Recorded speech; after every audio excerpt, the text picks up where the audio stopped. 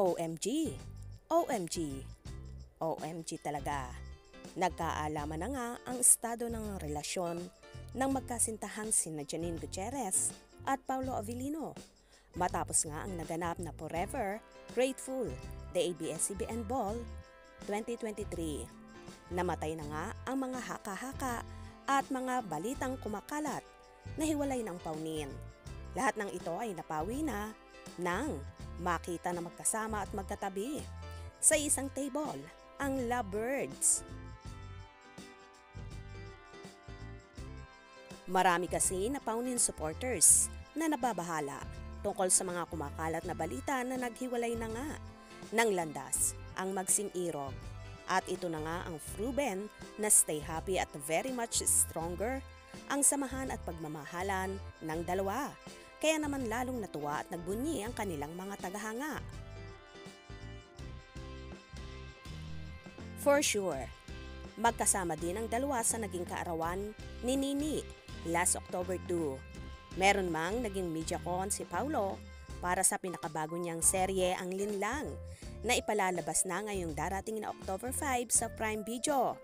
Panigurado ang after nga ng media con na yon ay magkasama na ang paunin. See the one and only Janine Gutierrez making her way down the red carpet. A classic beauty in red.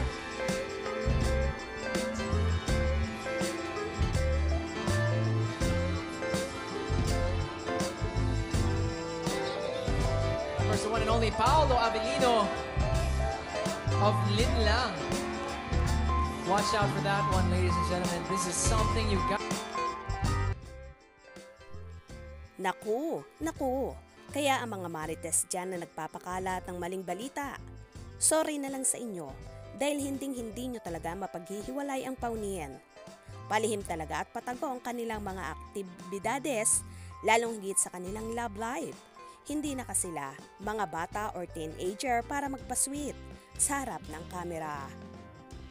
Paniguradong iniingatan lang ng dalawa ang kanilang relasyon para hindi mabahira ng mga issue ang kanilang matatag na relationship. Kaya abang-abang tayo dahil malay natin, ilang taon na lang ay maisipan ng magpakasal ng dalawa. Hindi naman yun malabo, diba? Lalo pat nasa tamang edad na pareho. Lalo na si Nini na nag-34 na nga noong nakaraang October 2. Kaya naman tumutok at wag na wag bibitiw sa mga maiinit na kaganapan, especially sa paunin updates.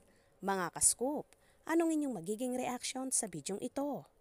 Comment below.